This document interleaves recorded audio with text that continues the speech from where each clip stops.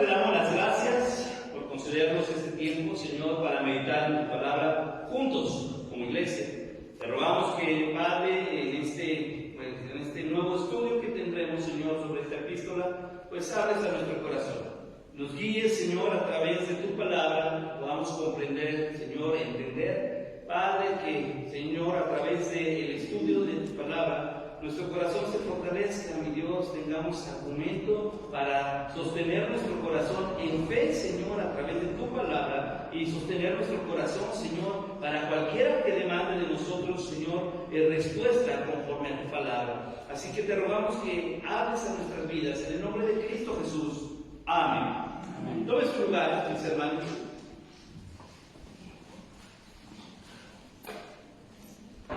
Colosenses, junto con Efesios, Filipenses y Filemón, forman lo que es conocido como las epístolas de la prisión.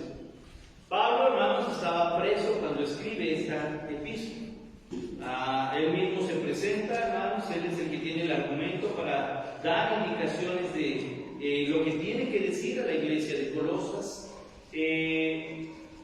Hay un dato interesante, hermanos, aunque, por ejemplo, cuando estudiamos Efesios, nos dimos cuenta que era una carta, hermanos, que podía llevarse, hermanos, que no tenía un destinatario específico como tal. Aunque sí la recibieron los efesios, era, hermanos, una carta que la idea era que se leyeran todas. Sin embargo, hermanos, la carta a los colosenses es la única carta del apóstol Pablo que tiene indicación de intercambiarse directamente con otra iglesia, con la Odisea. Pablo les dice literalmente: ustedes de Colosas agarren esta carta, la de los colosenses, y se la dan a los de la Odisea. Y los de la Odisea, la carta a los laodicenses, la leen aquí. Es la única vez, hermanos, en toda la Biblia donde encontramos esta indicación del apóstol Pablo, un intercambio entre iglesias con respecto a las cartas enviadas. Por voluntad de Dios, hermanos, no tenemos la epístola a los laodicenses. Pero algo que nos hace saber, hermanos, que había cierto grado de similitud es esa indicación. Porque no se nos dice aquí, ¿verdad? A los filipenses vayan por los de Colosas y se la cambian. Vayan a Corinto y se la cambian. Eso no existe. Pero sí existe para los de la Odisea. Así que nos hace pensar cierto grado de similitud en ambas iglesias. Aunque ciertamente, hermanos, Colosas era una ciudad rusa, ubicada en una sección de lo que hoy es Turquía. Así que pues era una ciudad, hermanos, no podemos decir relevante durante el Imperio Romano. De hecho, Colosas, hermanos, estaba en declive cuando está el Imperio Romano en su esplendor. Las ciudades que estaban floreciendo eran Hierápolis y la Odisea, precisamente. Y en medio estaba Colosas. Colosas tuvo su esplendor, hermanos, solamente en el Imperio Persa.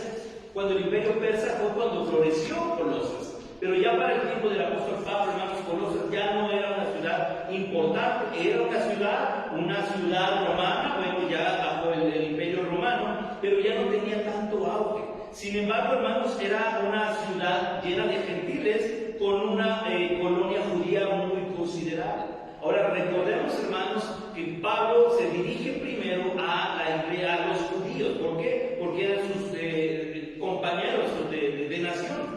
No se dirige al judío como judío, sino al judío cristiano. A partir de ahí, hermanos, Pablo comienza su obra a la iglesia cristiana. Pablo siempre tuvo mucha atención para sus congéneres, para sus paisanos. Él estaba preocupado para que el judío creyera en Cristo. Nunca les atribuyó salvación a los judíos. Él quería que el judío creyera en Cristo. No sé si empezamos a entender esa importancia que el apóstol Pablo da. Así que la carta, hermanos, a los colosenses está dirigida a la comunidad cristiana que estaba en Colosas.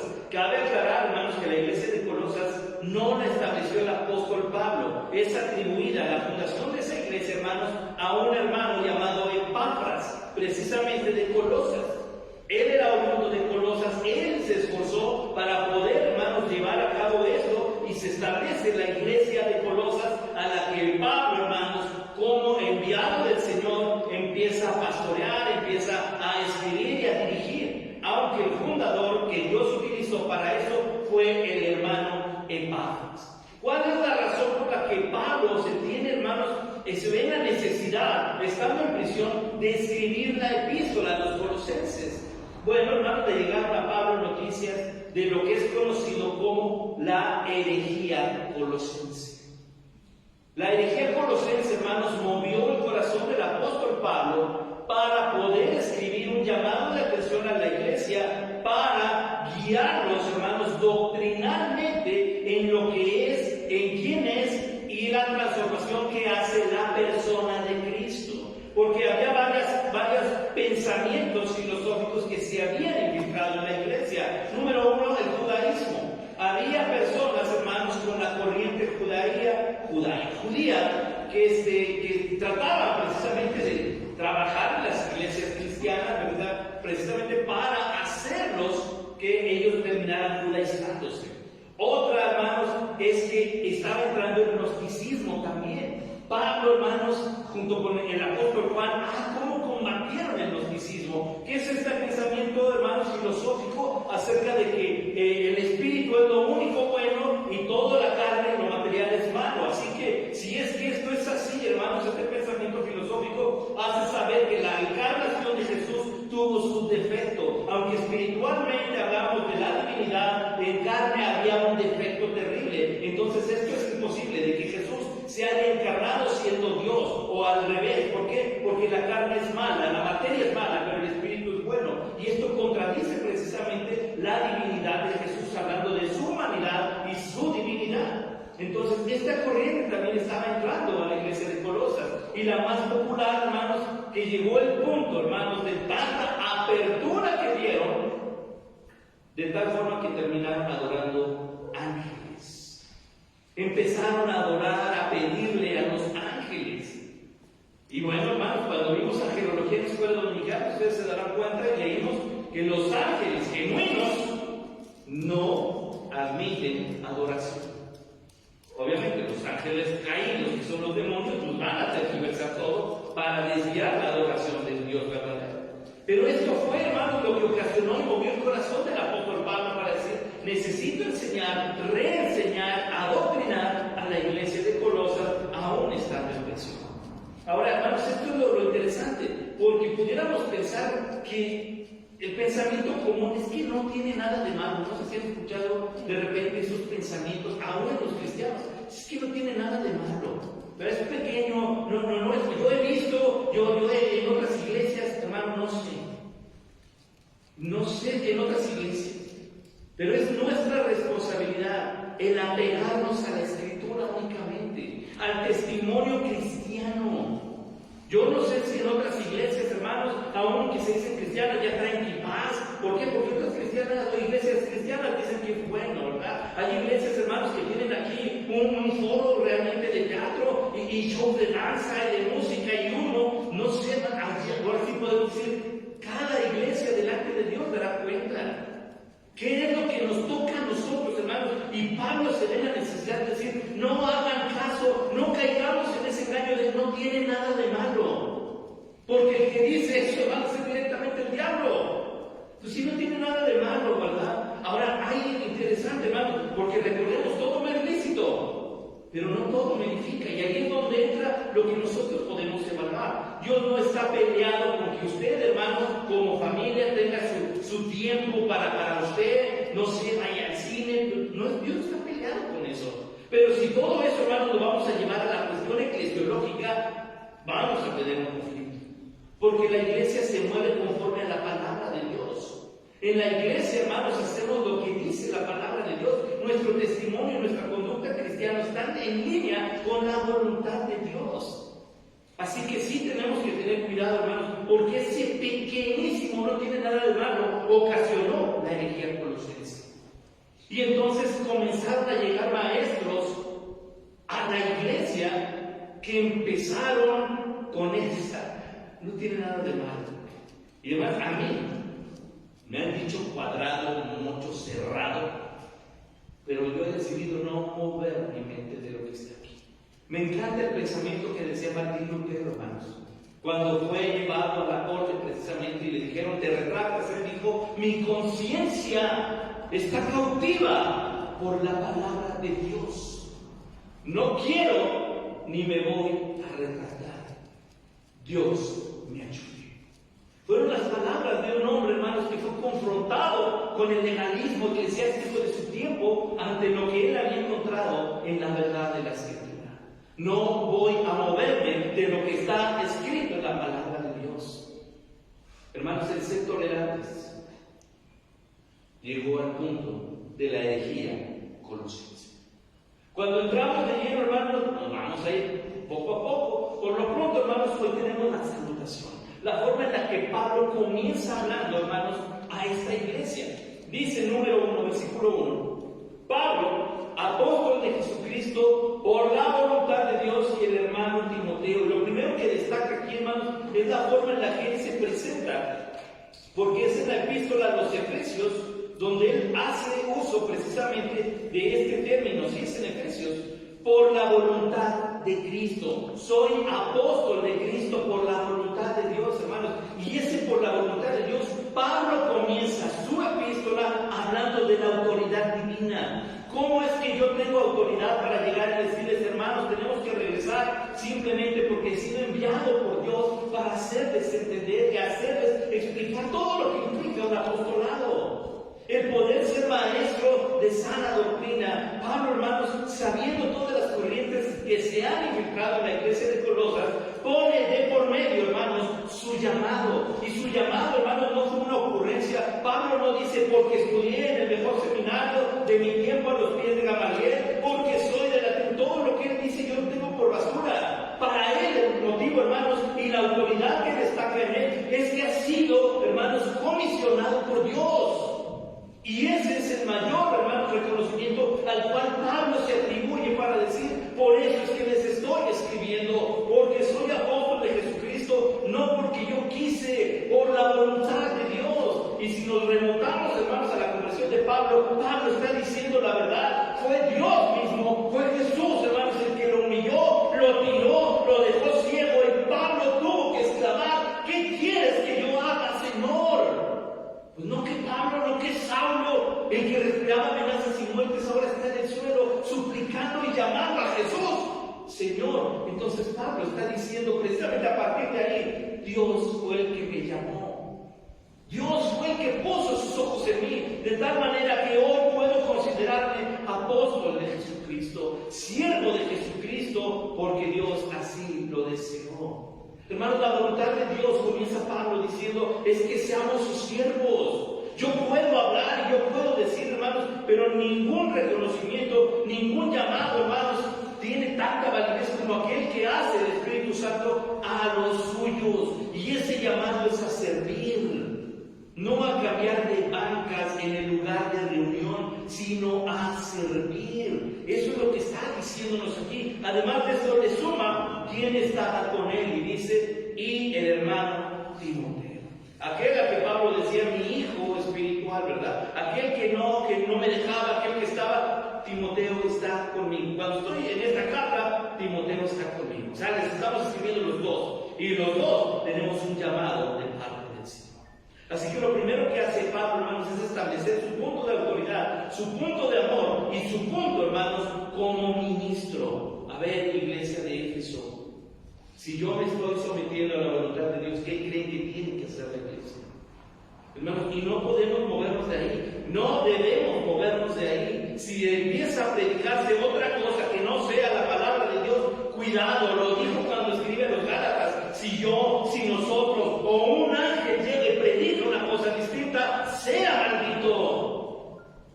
Esa tolerancia de dejar que entren filosofías, hermanos, huecas o finezas, pone en peligro a la iglesia.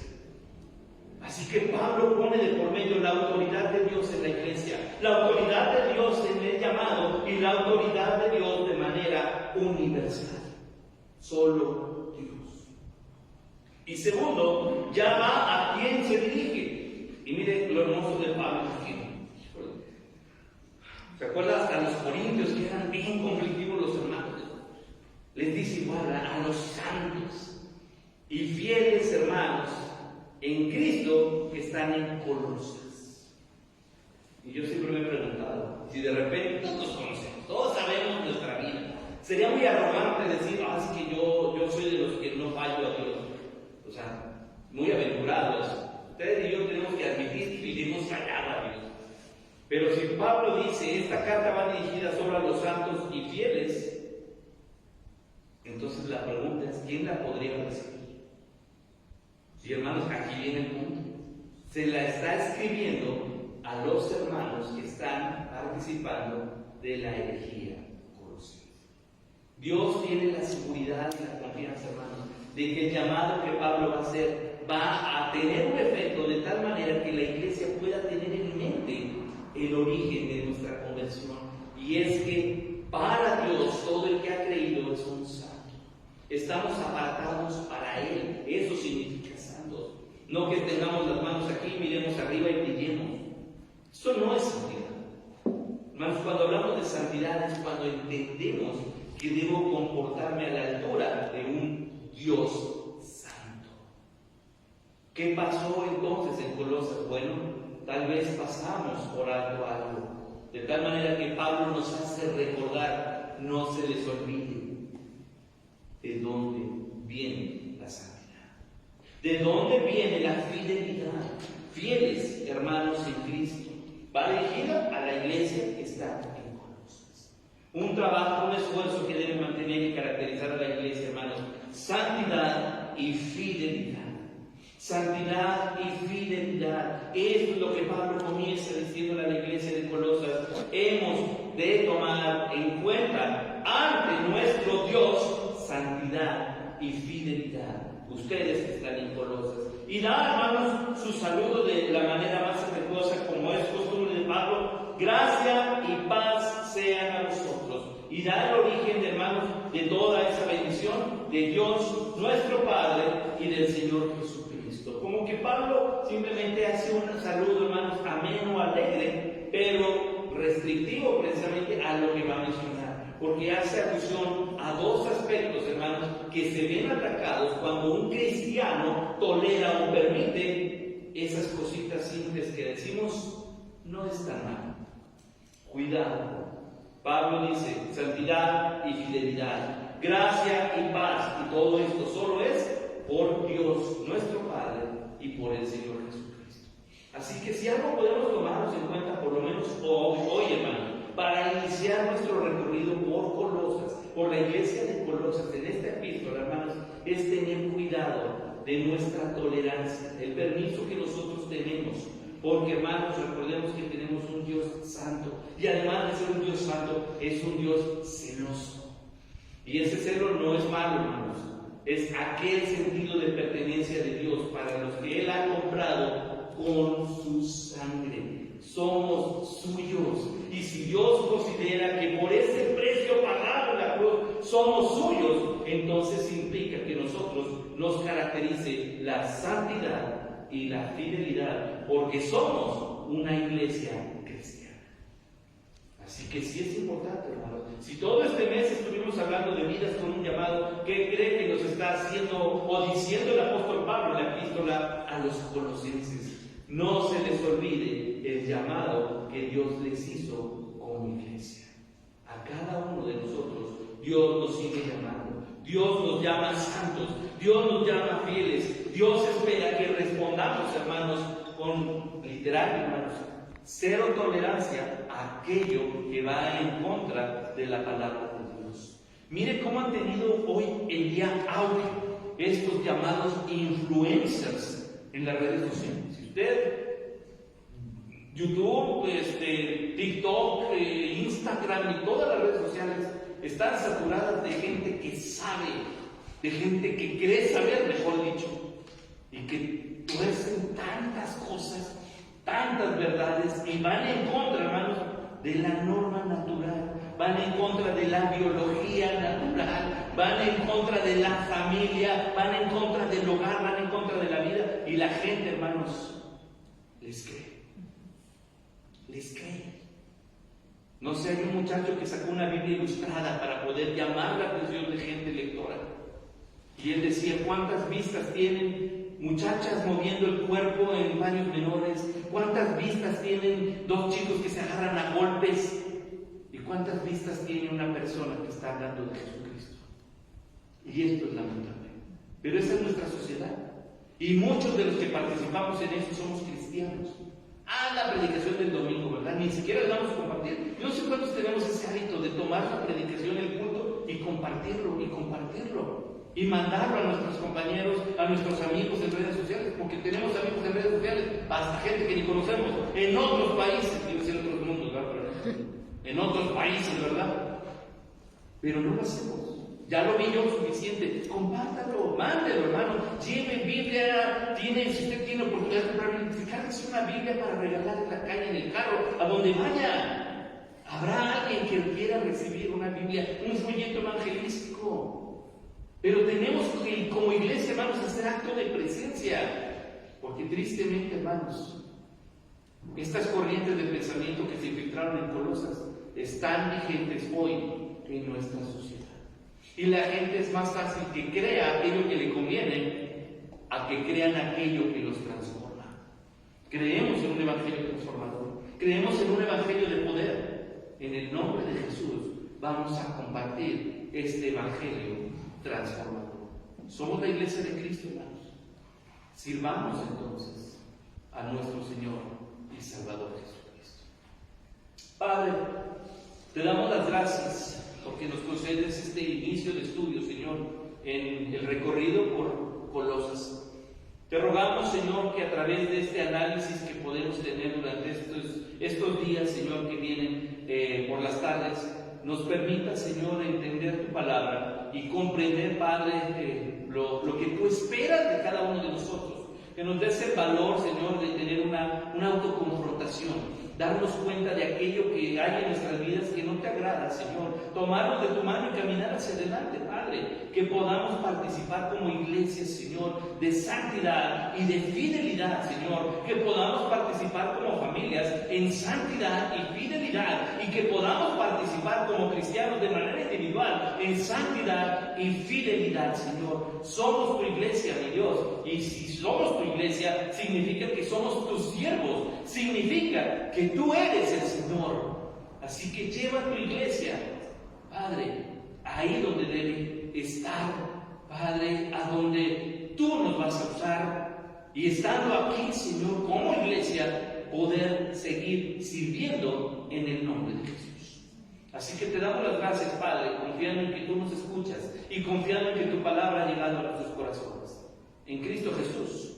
Amén.